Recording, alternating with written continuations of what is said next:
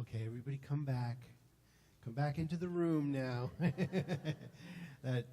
Those tones just take me away, and it's very I find myself just nodding into a whole different world. It's wonderful, just wonderful that music can do that for us. Well, it's October, and I wanted to start out with a letter of thanksgiving that we received as a congregation because we tithed to the Louisiana church because of their floods that they had. We were able to assist some families there because of your generous giving, and I wanted to read the thank you note that they sent to us from the minister there, and this is from the Center for Spiritual Living, Louisiana. Dear Menifee Valley family, CSL Louisiana is so very grateful for your donation in response to our request after the recent flood in Baton Rouge. Our congregation has helped 12 families strip their homes down to the 2x4s. Your donation will help them to rebuild their homes. Our hearts are deeply touched by your kindness, joy, bliss, and blessings. CSL, Louisiana.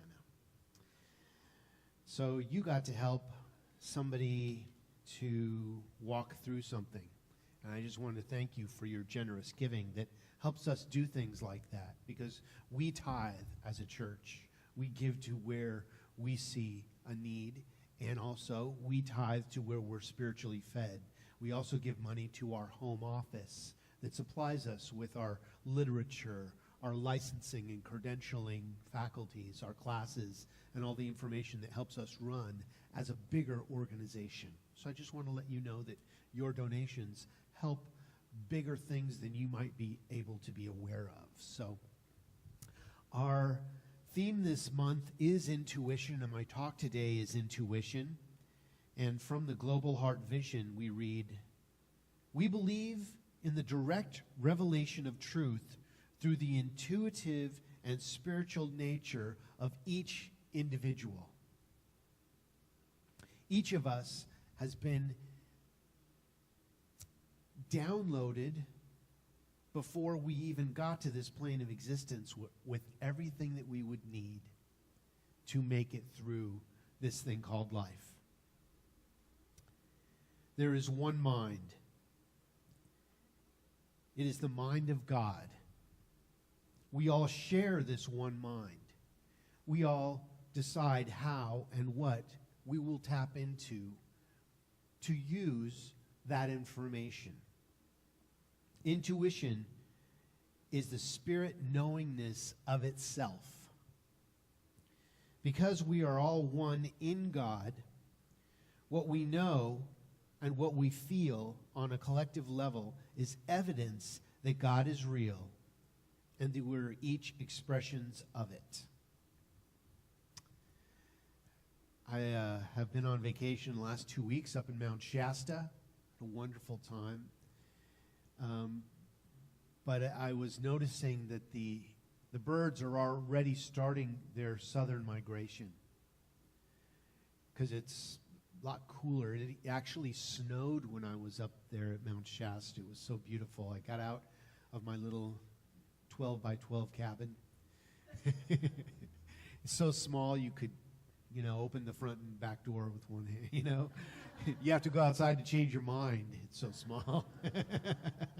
But I looked up at the mountain, and it had just snowed, and it was white with that powdery, just that beautiful look of nature's touch. And I noticed that the birds were starting to practice their V shape to fly south to a warmer climate for the winter. And I would like to ask you, how do they know? How do they know how to do that? How do they know when? And how do they know how to make that V perfectly? Because that is an aerodynamic form that allows them to fly long distances together as much greater than one could do alone. How do they know? Something is embedded within them. It is their instinct, their instinctual power to know. And we call it, within us, our intuition. We are intuitively knowing when it's time to do something. You know, I used to say that the grass talks to me. Back before I came here, I had this thing called a lawn. It's this thing some plants you grow in your front yard that you get a mower and mow it. And yeah, I know it's very, it takes a lot of water though, so it's better to just have the gravel out here. I really like mowing the gravel out here. It's even funner. But I used to tease my ex-wife when she would say, "You got to get out there and cut the lawn." And I'd say, "Well, it's not talking to me yet. It's not grown quite enough to hit the mower blade. You know, let's give it a little more time." But we know when it's time to do something. Like cut your hair. I think I missed that intuitive sense, right? My dad always goes, "When are you going to cut your hair? When are you going to style your hair?" I said, "Dad, this is a style. It's a long hairstyle, okay?" I said, "When are you going to grow yours longer?" No. But life leaves clues.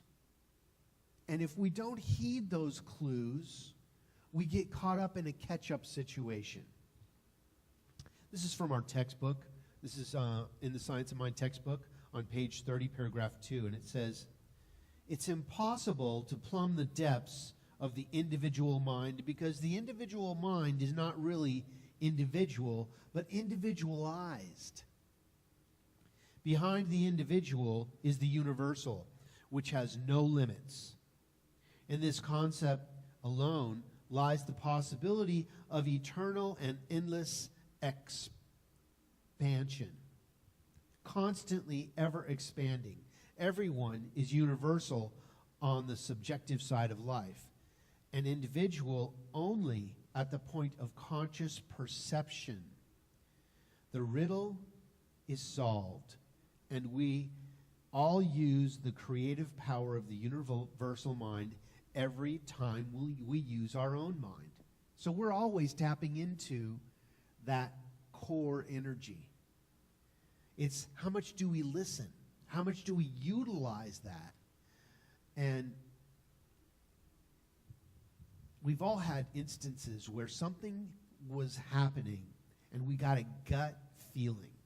We got an intuitive sense about something that we either listened to and changed what we were doing, or we said, "Oh, that's nothing," and went on with what we were doing and the way we were doing it, and later looked back and said, I had this gut feeling, and hindsight's always 20/20, where we go, "Oh yeah, I had this odd feeling that something weird was going to happen today, or that I shouldn't do that, or I should do something that I didn't do." But we're just that far away from acting on our intuition. So we need to kind of listen a little bit better. We need to get still and know. We need to spend time developing that sense. And intuition is a muscle that you can work out. Just like your memory. If it's said that if you do word games and puzzles, that your memory is increased because you're utilizing those faculties of the brain that do those sort of things. Here's another quote from the Science of Mind textbook, and this is on page 76, paragraph 2. "That which is apparently outside can become known in the individual through intuition, because the perception and the perceiver, what you're looking at and what you're looking with, must be one in the same mind. No object can appear to exist in the objective world unless there's first a subjective world perception of the object. There is no object on the outside of reality, but reality must be an infinite perceiver or an infinite mind, one mind common to all people. So, there are things that we learn in books. We want to know how to do something, and for me, you pick up the This is for Dummies books. Because you know why I love those? Is that it takes it from the basic step by step as if you don't know anything about it. And that's the consciousness to be in. It's not that you're dumb. Nobody is dumb. They just don't have the information or can't retain the information or choose to retain other information. You know what I'm saying? Like building a bicycle on Christmas Eve. And this isn't a shot at my dad. But there's a way that tab A meets tab B and they connect. And if you don't get it, if you've never put a piece of IKEA furniture together, which is nothing, this isn't a bash against IKEA, it's just that I kind of like sometimes when I can see the picture and then I can go, oh, that's how this fits together, because I don't always get it from the way they describe it. I'm a tactile learner. I like to see it and to feel it and to watch somebody do it and to investigate it, and then I do it. That's just the way that I do things. And some of us can just be told, this is how you do it, and they get out there in the world and they do it instantaneously.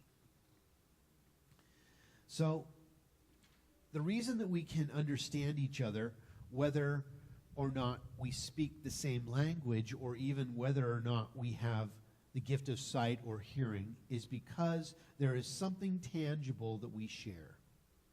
We feel love.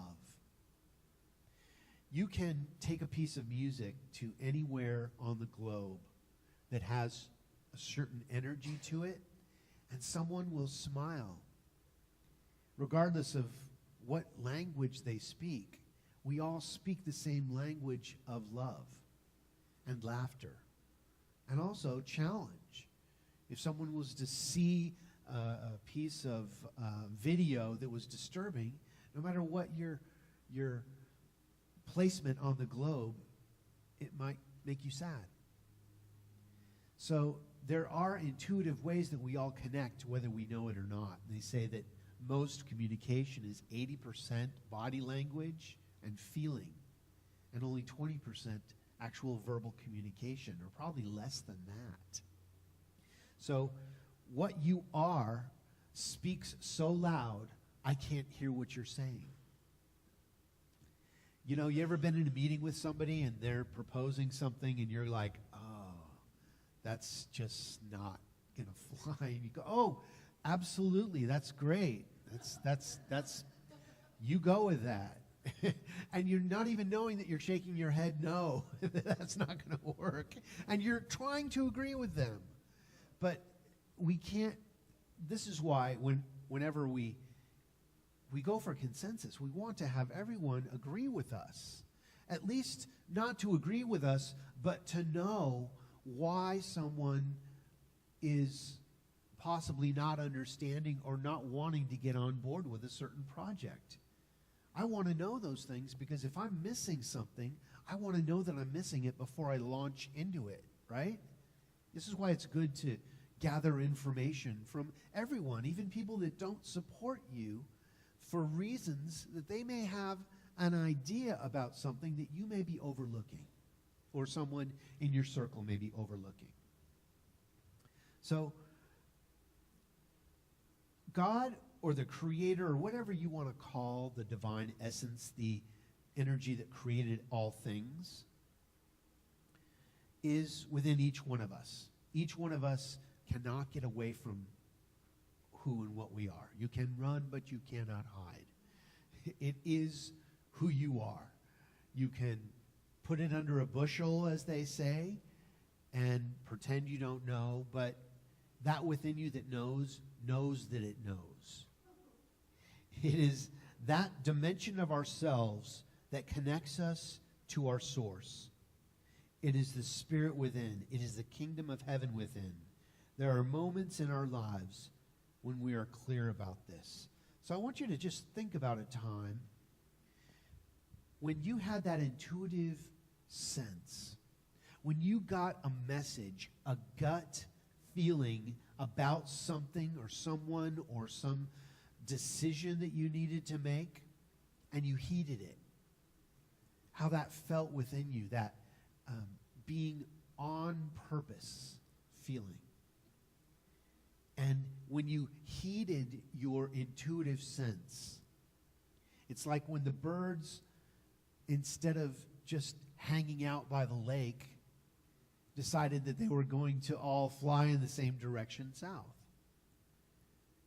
There comes a time when we all know when we need to do something.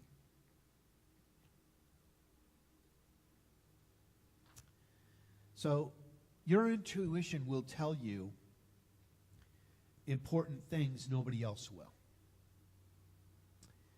And it will also tell you things in your own mind that your own mind will argue with. You will try to, oh no, that couldn't be right. That just doesn't work that way. Or that's not true. But what about our inner voice or our gut feeling? That little something, that instinctual energy that we have. Do we heed it? Do we listen to it? Albert Einstein once said that our most valuable asset and one of our most unused senses is the intuition. He described it as a feeling for order lying behind the appearance of something. Sometimes it is referred to as a gut feeling, a sixth sense, an innate wisdom, an inner sense, or an instinct, inner voice, or spiritual guidance. Our spiritual guidance system.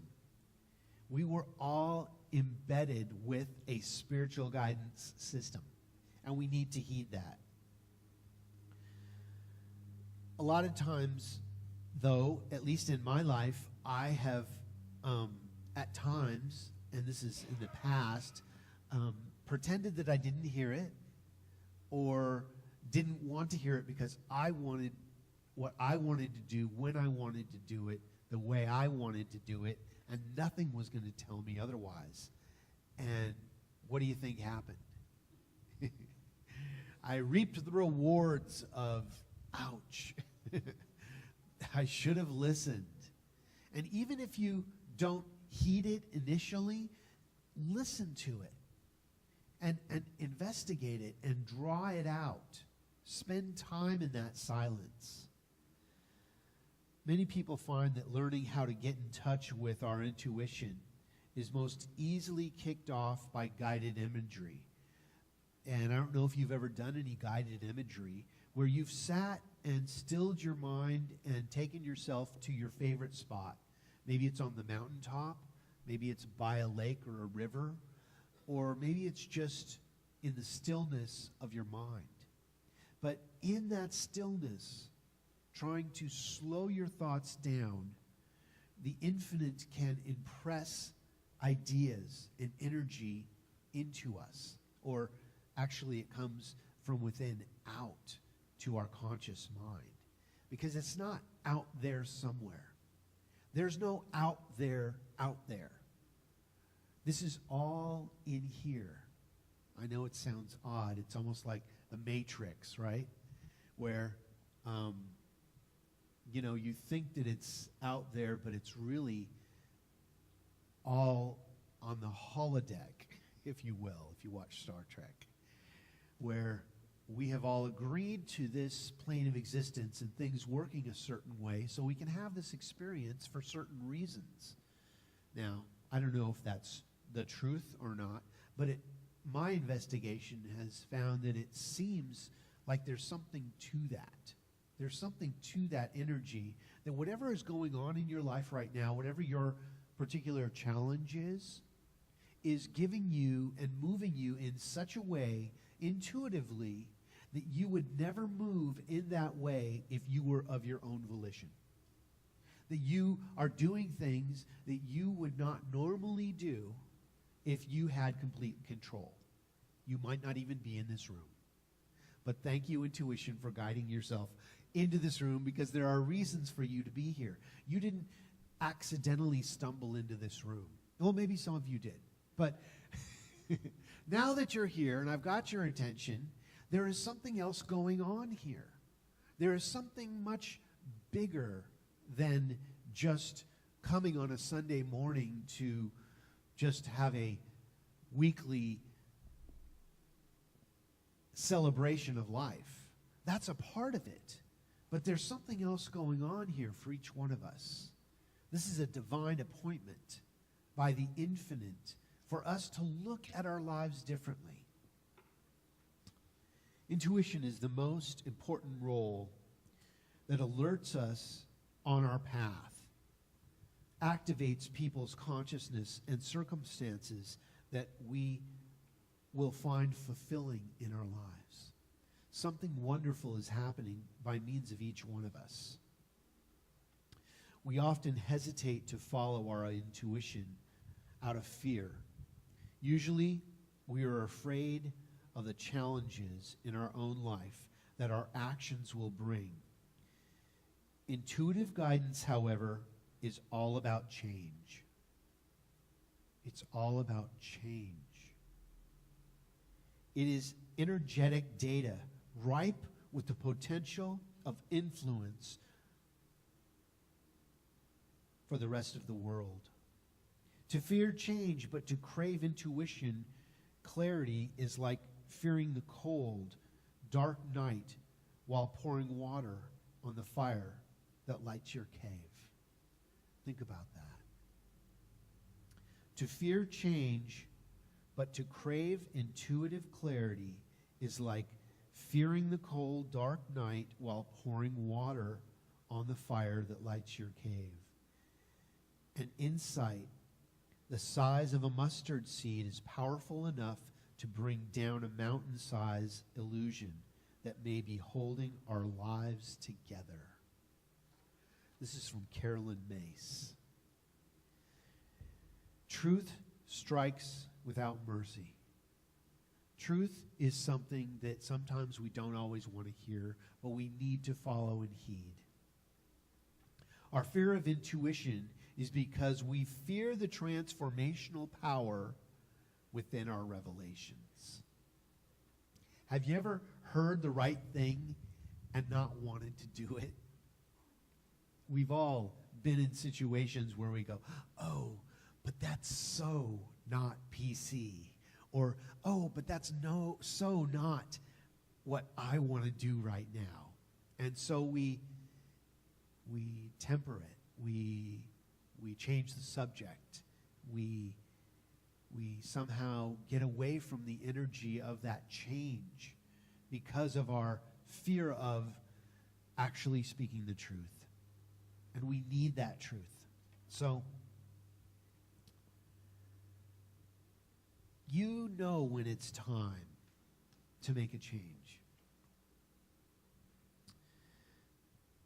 And when we don't heed that call, we get to redo it in life. And I call it same song, different verse, a little bit louder and a little bit worse. Because something happens and you go, oh, no, not going to look at that. And then you think it's gone, I handled that. And then it comes around again. You're like, oh no, here it comes again. Oh no, what do I do? But we need to heed that call. So, in conclusion, we are created in the spiritual image and likeness of what we believe our Creator to be. Now, many very educated people have seen what we look like and have said that God created us in its image and likeness, and we returned the favor by creating our Creator in our image and likeness as a man, which I would invite you to look at, because that might not be the truth. At least for me, when I investigated the energy of life, it was more than a man. It includes people and very powerful mind people, but it's not limited by people. It's like if we were going to point at the moon, and then you would worship the person pointing at the moon rather than looking at the moon. We don't need anyone to filter or be an intermediary for us. We can go right to looking at the moon without someone having to point at it. Do you know what I'm saying? I'm just inviting you to look at the moon with your own eyes. Decide for yourself what your energy is. This isn't to deny any mode of looking at the moon. I'm just inviting you to look at the moon with your own eyes. We are imbued with the divine essence. Nothing can take that away from us. It cannot be destroyed.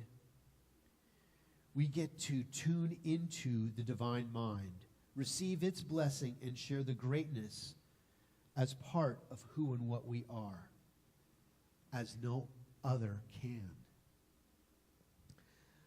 So I invite you to be still and to know that you are God in the midst of whatever you're walking through. Look for and see the commonalities of thoughts and feelings that we all share as evidence of this one mind. Know that at the center of your being, there is a perfect part of you that is spirit. It is the gift of life that we have all been given. Share it freely with clear awareness that this is why you are here. This is truly how we create the world that works for everyone. And remember, you too know when it's time to fly south for the winter. Follow your inner spiritual guidance system, or your GPS, your God positioning system. And so it is. Amen. Thank you. Thank you.